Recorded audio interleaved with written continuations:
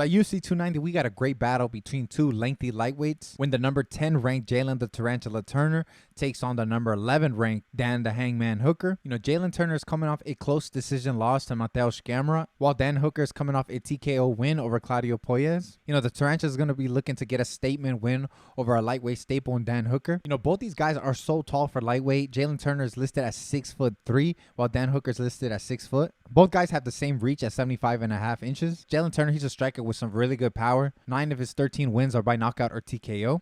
This guy's always trying to press forward. He's bringing the fight to every opponent he faces. But because of that, he does get a bit reckless and he gets caught with a lot of shots. He's been able to eat some, but he has been finished 3 times already in the UFC. And he will have to be very careful because Dan Hooker can bang and he will throw with him every time. Dan Hooker, he has 11 wins by knockout or TKO. He's always willing to throw with you. And despite the 3 knockout losses, he's actually still pretty durable. Both guys are very long and both guys do a good job of using their length to find submissions. Jalin Turner, he has 4 submission wins while Dan Hooker has 7. Yeah, both guys have very tricky submission games. Dan Hooker has been a lightweight staple for years now. So this is a great fight for Jalin Turner to get some steam after that close decision loss to Mateusz Gamrot. He can show that, hey, he lost to a top guy in Gamrot, but he still belongs with the best of the best with the win over Hooker. While Dan Hooker can show that he's not a stepping stone for these young guys and that he is still a force to be reckoned with at lightweight. But that being said, I have Jalin Turner by decision. I think this is going to be a very close fight. I think Dan Hooker's experience is going to really make this fight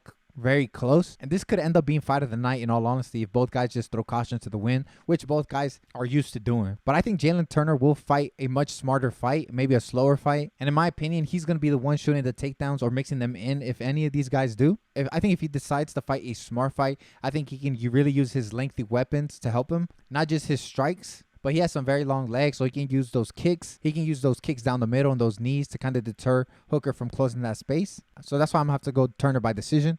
But let me know down below what you think. Do you think I'm underestimating Dan Hooker? Leave a comment down below.